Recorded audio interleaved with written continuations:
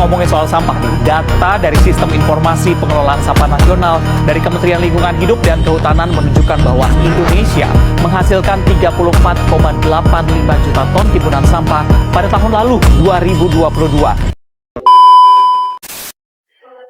Polutan adalah zat, energi, atau mikroorganisme yang masuk ke dalam lingkungan dan menyebabkan pencemaran sehingga berdampak negatif terhadap keseimbangan ekosistem. Polutan bisa berbentuk padat, cair, gas, atau bahkan dalam bentuk suara, cahaya, dan panas yang melebihi ambang batas normal. Yang pertama ada polutan udara, yaitu jenisnya yang pertama ada gas buang kendaraan, yang kedua ada asap industri, yang ketiga ada asap rokok dan debu.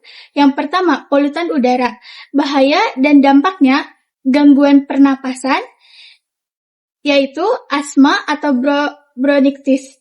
Yang kedua adalah iritasi mata dan tenggorokan. Yang ketiga pemanasan global, gas rumah dan kaca. Hujan asam yang merusak tanaman dan bangunan. Solusinya adalah gunakan transportasi umum atau sepeda. Yang keduanya, terapkan teknologi ramah lingkungan di industri. Yang ketiganya ada kampanye anti rokok. Yang keempat, kendalikan debu konstruksi atau penyiraman dan penutup.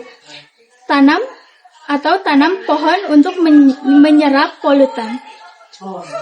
2. Ada polutan air. Jenis-jenisnya yaitu yang pertama ada limbah industri, contohnya logam berat, bahan kimia berbahaya, dan minyak.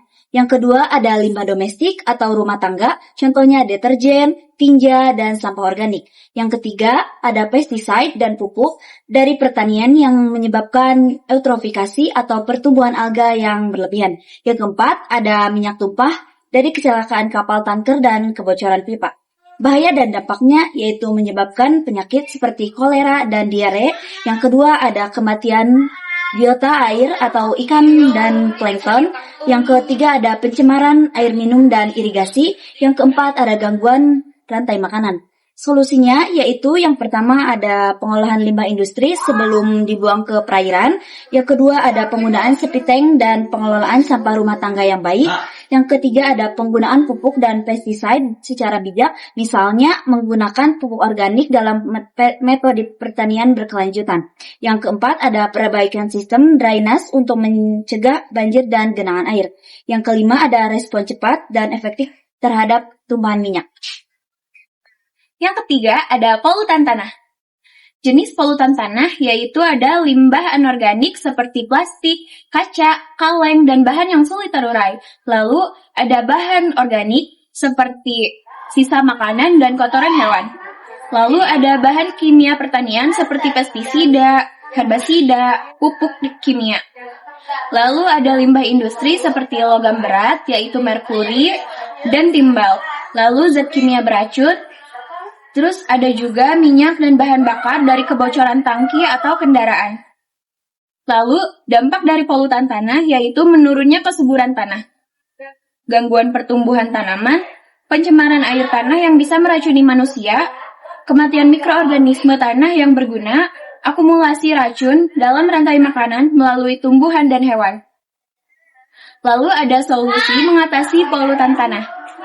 Pengelolaan limbah yang benar seperti reduce, reuse, dan recycle.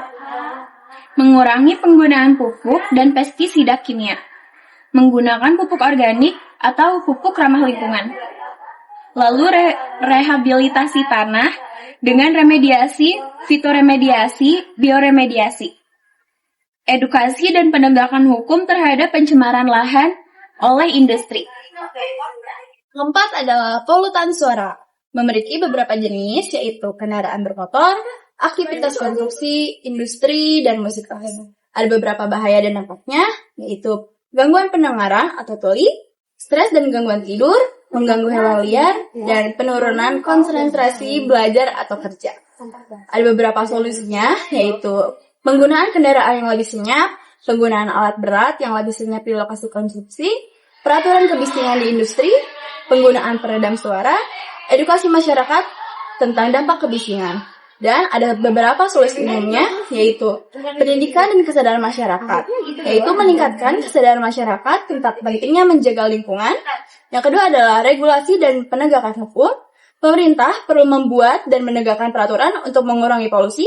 Yang ketiga adalah inovasi teknologi, pengembangan teknologi ramah lingkungan untuk mengurangi polusi. Yang terakhir adalah kerjasama internasional, yaitu kerjasama antar negara untuk mengatasi masalah polusi dan global. Kesimpulannya, yaitu polutan adalah zat atau energi yang mencemari lingkungan dan membahayakan kehidupan manusia serta makhluk hidup lainnya. Polusi dapat terjadi di udara, air, tanah, dan melalui suara, dengan masing-masing memiliki sumber dan dampak yang berbeda. Untuk mengatasinya, diperlukan berbagai solusi seperti pengolahan limbah yang baik, penggunaan teknologi ramah lingkungan, pengurangan emisi, dan peningkatan kesadaran masyarakat. Penerapan solusi harus dilakukan secara terpadu oleh pemerintah, industri, dan masyarakat.